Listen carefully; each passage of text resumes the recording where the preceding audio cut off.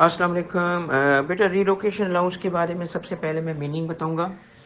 اس کے بعد اس کی دو پاسبلٹیز ہیں، دو ٹریٹمنٹس ہیں، وہ دونوں کو ایکسپلین کروں گا. پہلا یہ ہے کہ ریلوکیشن الاؤنس جب کسی امپلائی کو ایک سٹی سے دوسری سٹی ٹرانسفر کیا جاتا ہے تو اس کو شفٹ ہونا پڑے گا، اور شفٹ ہونے کے لیے پھر وہ ریلوکیٹ ہو رہا ہے.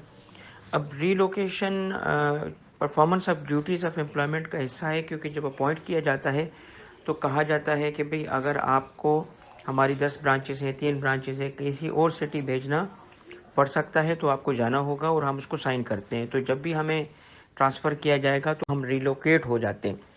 اب اس کا چونکہ پرفارمنس آف ڈیوٹی ہے تو پہلی ٹریٹمنٹ یہ ہے کہ امپلائر جب کسی کو ریلوکیشن الاؤنس دے گا تو وہ performance of duties of employment ہونے کی وجہ سے ٹیکس نہیں ہوگا.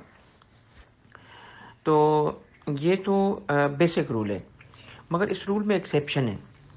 ایکسیپشن یہ ہے کہ جب بھی کوئی بھی اماؤنٹ ہو، چاہے وہ ریلوکیشن الاؤنس ہو، چاہے وہ پرفارمنس آف ڈیوٹیز کے لیے کوئی اسپیشل الاؤنس ہو، مگر اگر وہ اسپیشل الاؤنس، ریلوکیشن الاؤنس یا کوئی بھی الاؤنس جو پرفارمنس آف ڈیوٹی میں بے شک ایکسپینس بھی ہو گیا ہے، مگر اگر وہ سیلری کے ساتھ فکسڈ اماؤنٹ بن کے یا کوئی پرسنٹیج آف سیلری بن کے آ رہا ہے تو وہ ٹیکس ہو جاتا ہے.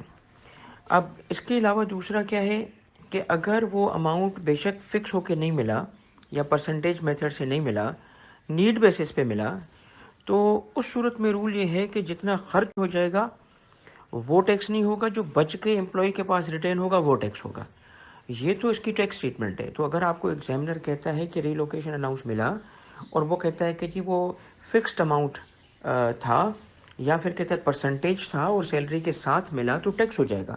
یہ صرف ریلوکیشن کے لیے نہیں ہے، ہر الاؤنس کے لیے ہے جو پرفارمنس آف ڈیوٹی کے لیے ہے اور ہمارے سیلری میں لگ کے آ رہا ہے فکس اماؤنٹ یا کوئی پرسنٹیج آ رہا ہے، یا پھر وہ اگر ہمیں ملا اور خرچ نہیں ہوا، بچ گیا، ہم نے رکھ لیا، وہ اب ٹیکس ہو گیا.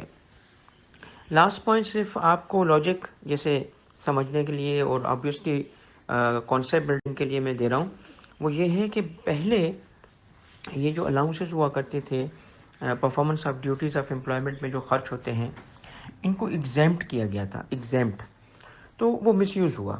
اب مس یوز کیسے ہوا کہ لوگوں نے کہا کہ ہماری سیلری کا اماؤنٹ کم کر کے اور اس نام سے دے دیں، پرفارمنس آف ڈیوٹیز کے نام سے دے دیں. تو وہ سیلری کا حصہ بن کے آتا تھا، ہر مہینے آ رہا ہے، فکسڈ اماؤنٹ آ رہا ہے، ہر مہینے 5,000، ہر مہینے 25,000، یا کوئی بیسک سیلری کا 10%.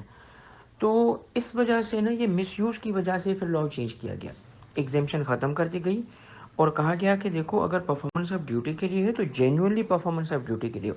تو پرفارمنس آف ڈیوٹی کا مطلب کیا ہوتا ہے؟ وہ آپ کو کیوں پیسے دے گا؟ وہ تو امپلائر خود خرچہ کرتا ہے، آپ کو کیوں پیسے دے رہا ہے؟ تو وہ اسی لیے پھر رول بنایا گیا کہ اگر سیلری میں لگ کے آ رہا ہوگا اور وہ کسی فکسڈ اماؤنٹ کے ذریعے، کسی پرسنٹیج کے ذریعے آ رہا ہوگا تو ٹیکس کر دیا گیا، کیونکہ یہ پھر جو ہے وہ مس یوز ہو رہا تھا. اور دوسرا کہا گیا کہ اگر وہ چلو فکس نہیں ہے، پرسنٹیج نہیں ہے، مگر ضرورت پڑنے پہ کوئی اماؤنٹ ملتا ہے تو پھر وہ خرچ ہو جانا چاہیے، بچنا نہیں چاہیے.